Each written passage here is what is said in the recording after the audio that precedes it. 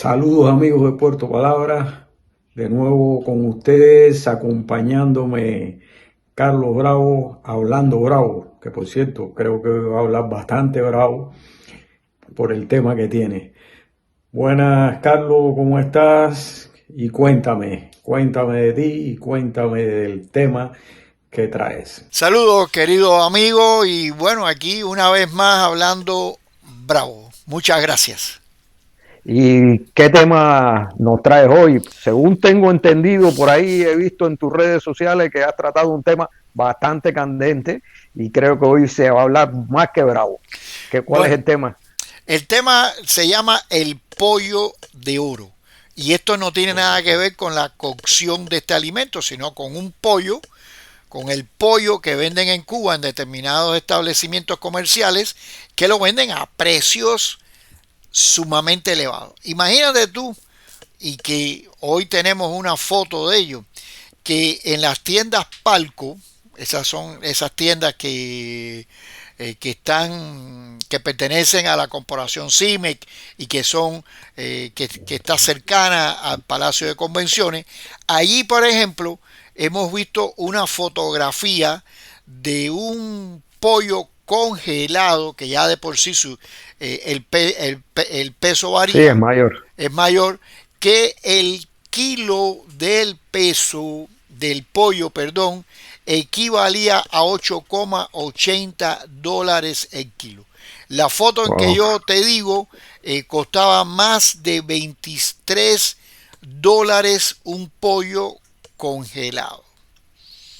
Si tú eso dices, bueno, 23 dólares, bueno, depende dónde, tal vez, pero en Cuba 23 dólares es más que el salario que de una persona jubilada y más que muchas otras personas.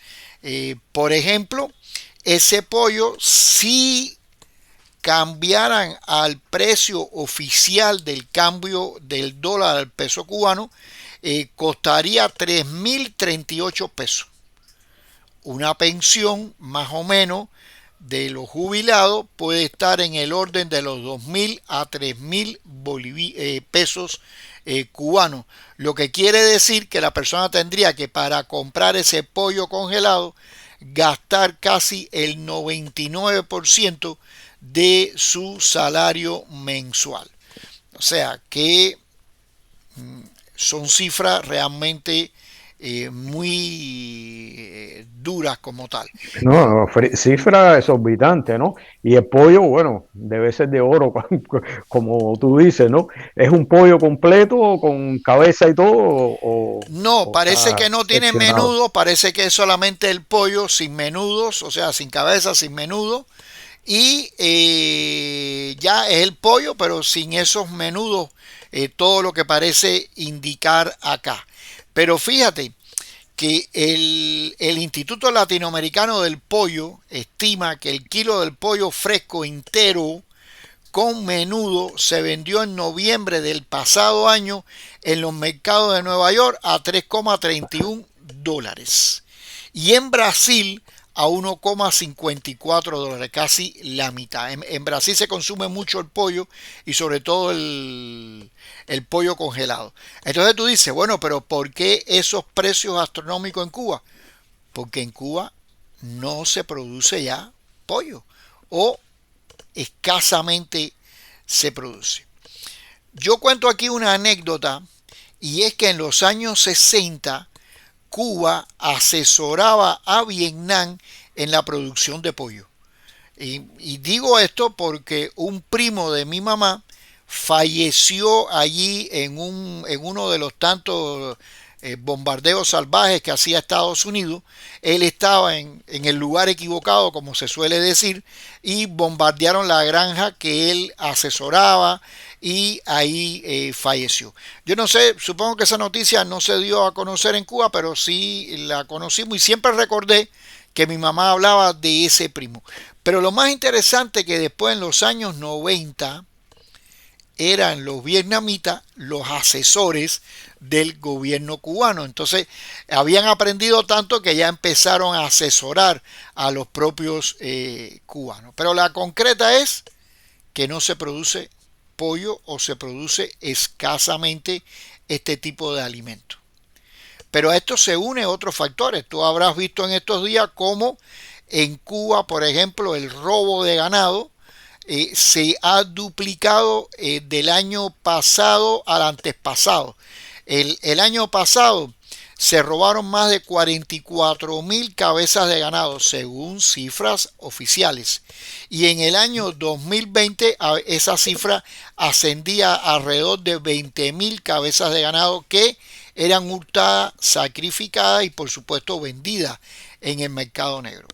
Hoy en día los productores le siguen reclamando al gobierno porque el gobierno no toma medidas contra estos robos y más que todo es el gobierno el que culpa a los campesinos por el robo. Es decir, ya es todo lo contrario. El otro día circulaba por internet, por Facebook, la noticia de un campesino que tenía un rebaño de cabras y que él estimulaba y escribía muchas veces en Facebook que se podía y que él había aumentado su rebaño de cabra y todo lo que hacía. Y ahora de buenas primeras, un año después, él está diciendo, vendo todo mi rebaño porque no puedo con el robo permanente. Prefiero venderlo, quedarme sin él, que me sigan robando. Entonces, te das cuenta que no solamente el pollo es el ganado mayor, es el ganado menor y es una situación realmente desesperante para todos los cubanos. Bueno, yo quería decirte que en el caso de los vietnamitas no solo asesoraron con el pollo, también asesoraron a los vietnamitas con el café y ahora no se produce café y Vietnam produce café. Es una situación bastante fuerte. Y oyéndote hablar de pollo, recordé que había como una institución que, por cierto, quedaba al lado de uno de los lugares de tu casa, una de tus casas allá en La Habana, donde viviste en La Habana, donde nacieron tus hijos, que era el Combinado Avícola Nacional, creo que estaba al lado tú, de la casa, esa Sí, institución, ¿eso existe todavía? sí, eso existe. Era la casa de uno que fue presidente, no recuerdo de qué presidente de Cuba, y esa casa, bueno, la utilizaron.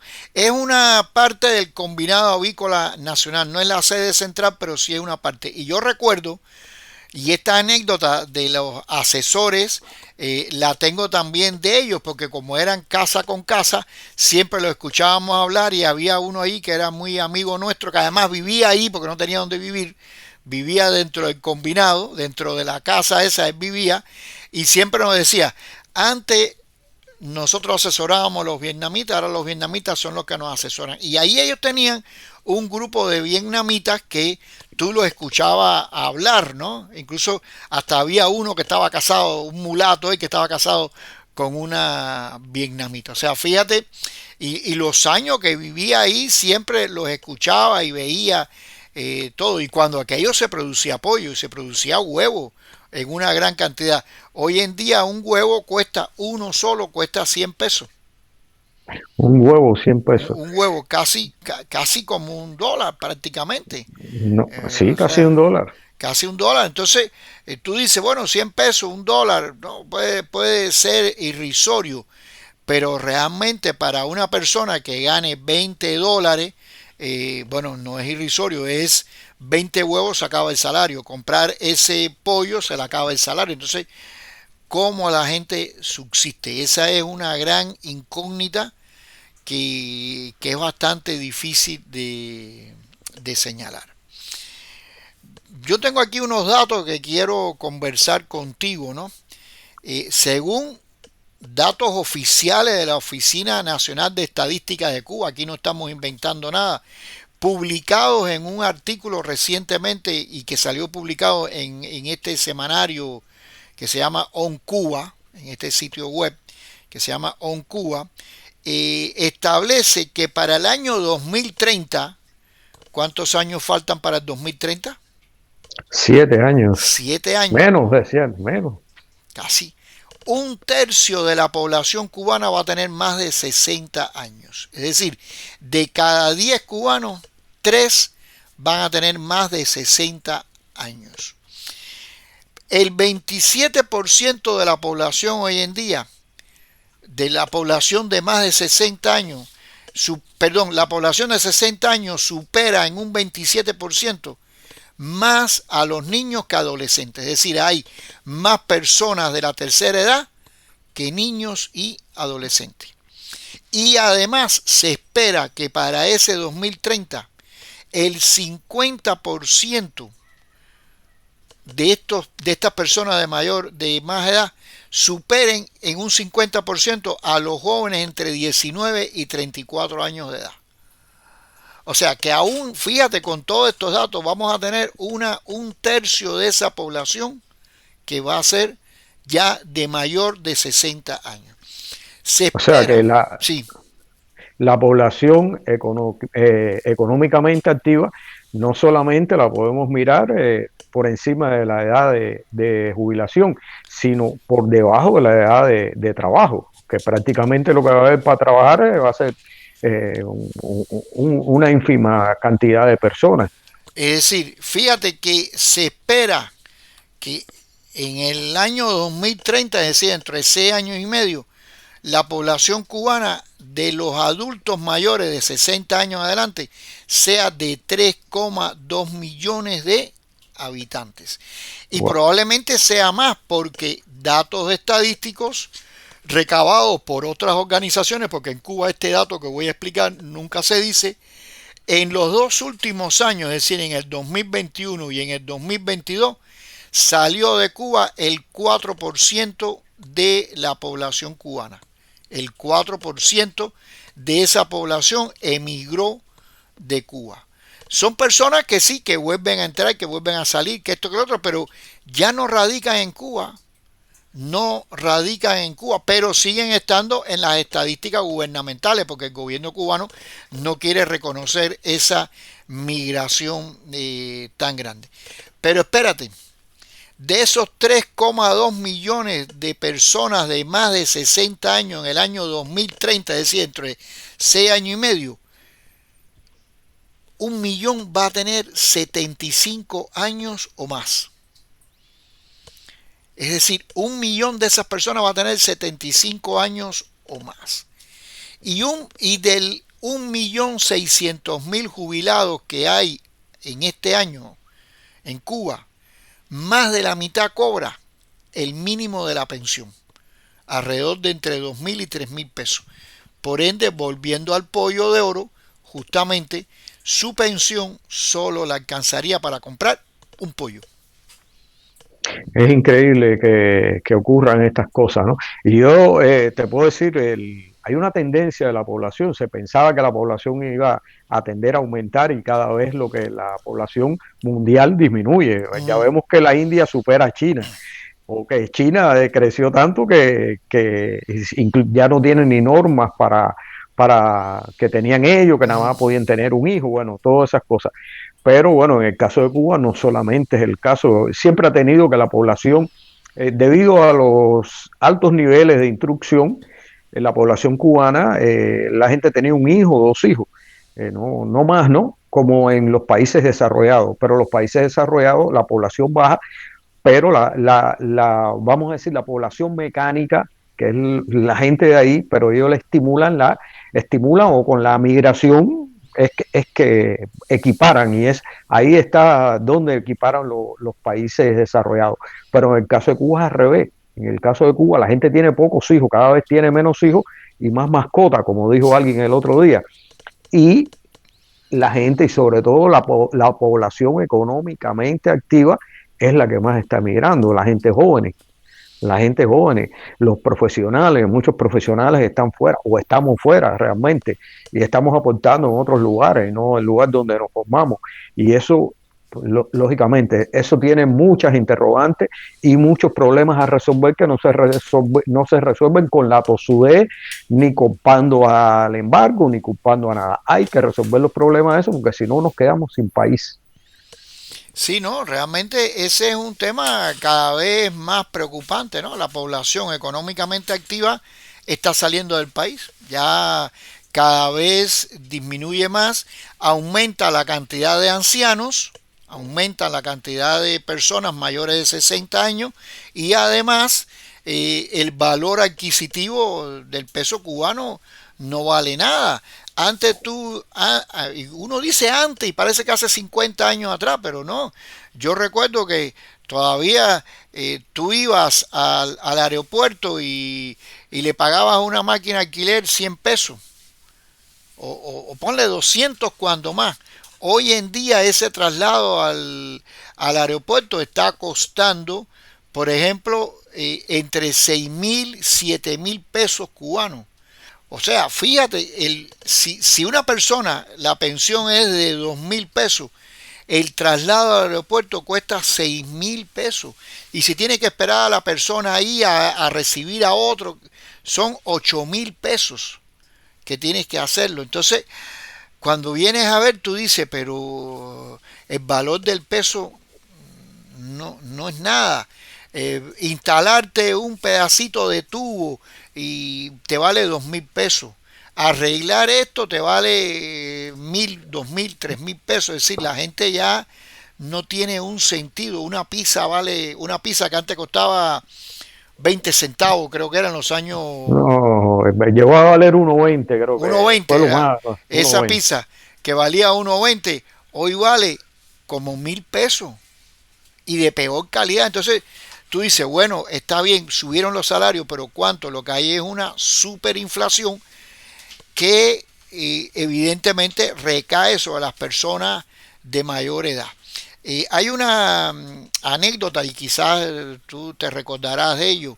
En Cuba siempre se decía, y cuando vivíamos allá, que había un monotema. La familia se reunía para hablar de un monotema. La gente hablaba de la comida, el transporte, los apagones. Eso era en los años 90. Después en los años, en la primera década del 2000 fue igual. Y en esta segunda década sigue el monotema. Es decir, hay 30 años o 40 años donde el tema de conversación es el mismo. A esto se le agrega ahora el tema, por supuesto, de la familia en el exterior, ¿no? Ya ese es De la otro tema. familia. Sí, siempre sabes quién se fue y esto. Y no, lamentablemente es así. Bueno, de hecho nosotros tenemos todos nuestros hijos fuera y estamos nosotros fuera. Y que eso en vez de ser una cosa de jubilosa es una cosa para entristecerse y sobre todo para pensar, Ujú. para pensar. Tenemos que pensar nosotros en eso, pero también quienes dirigen el país, quienes han puesto ahí a dirigir, tienen que pensarlo. Ahí, eso es lo fundamental, porque si no, un día nos enteramos que nos quedamos sin país. No, y además a todo esto, porque una cosa está unida con otra. El problema de la gran miseria que se vive, porque no tiene otra forma de ser. A esa gran miseria, la escasez de alimentos. Y a eso viene una ola también bastante grande de delincuencia, de delitos Sí, que está ocurriendo. que están ocurriendo cuando nosotros nos vanagloriamos siempre de decir que era el país más seguro del mundo, que de todo esto siempre lo decíamos y sin embargo hoy en día todo el mundo te dice no, no, no salgas aquí, no salgas allá.